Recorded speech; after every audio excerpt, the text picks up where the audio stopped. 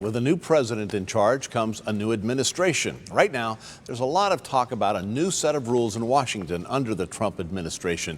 Here today to talk more about what this could mean for your future investments and spending is financial expert Jack Lansing from UBS Financial. Hi, Jack. Nice to see you again. Good morning. Good to be here. Yeah, some big changes we could be in store for some.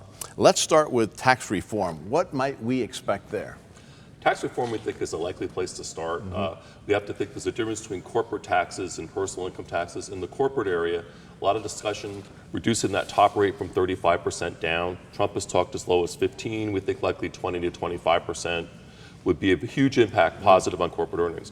Also, don't forget there's a lot of U.S. corporate earnings kind of trapped overseas because there's big tax implications if they can bring them back. If they can work through a way to do some sort of amnesty in concert with the other, it could be, we're talking, it's trillions of dollars. All right, something to watch out for. There's also a lot of talk about repealing and replacing regulations. How will that affect investors? Well, I think there's certain sectors. Certainly there's the Obamacare, the Affordable Care Act. So you've got that, the healthcare sector. Yeah, that's up front and center. Front and center, that's going to clearly be a top priority. So you've got issues there. You've got Dodd-Frank in the financial sector. You've got issues for climate change, relaxation in the energy sector. Basically, from an economic standpoint, when you relax regulations, it's easier for corporations to make money in those sectors.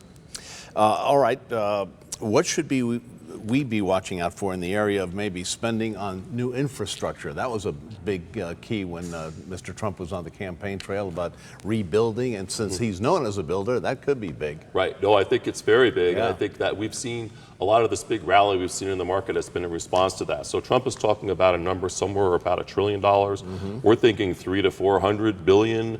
Having said that, a lot of these sectors have rallied now, and that's already kind of priced in the markets where we are right now. All right, you seem to bring it down a little bit because he seems to go over the top with a lot of his estimates. But yeah, I mean, either way, it sounds like it's going to be very, very impactful. And he's also, as he's ran on the campaign trail, committed to putting America first. How might this impact U.S. trade and the strength of the U.S. dollar?